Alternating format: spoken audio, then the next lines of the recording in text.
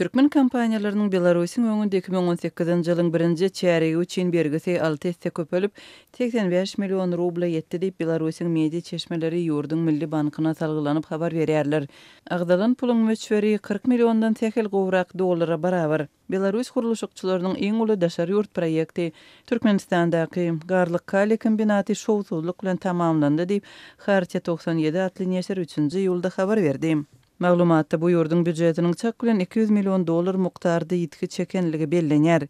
Neşriň ýazmagyna görä jurnalistler Belarusyň garlykdaky proýekt üçin döwlet tarapyndan satyn alynan serişdelerini analiz edip guruluşyk materiallary satyn almakda guman edilýän puly elet almagyň käbir alamatlaryny anyklapdyrlar.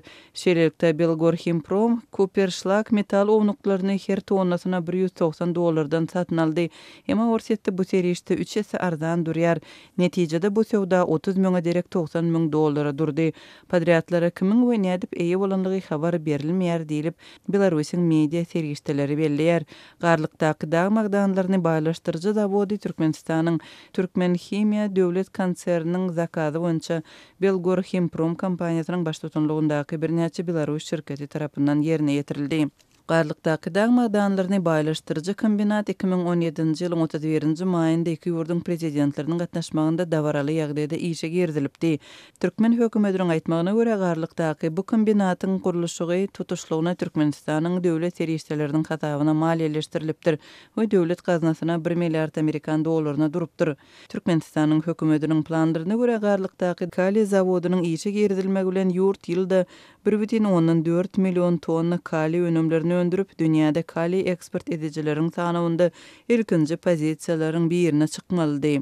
Emma obyektiň işe girdilmeginden 1 ýyl soň Türkmenistan Belarus tarapyndan gurulan kombinatyň işinde kemçilikleri tapdy. Türkmenistanyň garlykdaky dag magdanlaryny baýlaşdyrjy kombinat boýunça Belarus tarapyna öz şikaýetleriniň sanawyny düzýänligi hakynda 5-nji ýylda Belarus mediasy habar berdi.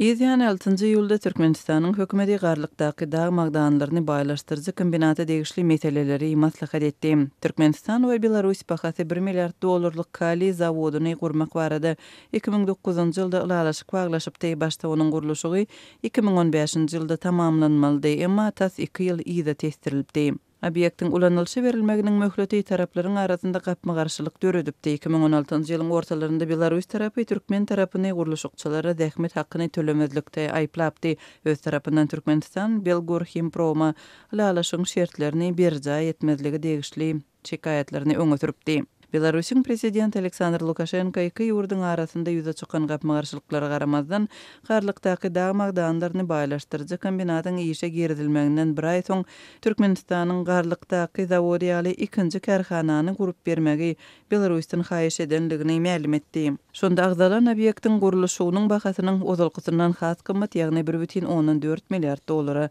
barabar boljagy bellenipdi.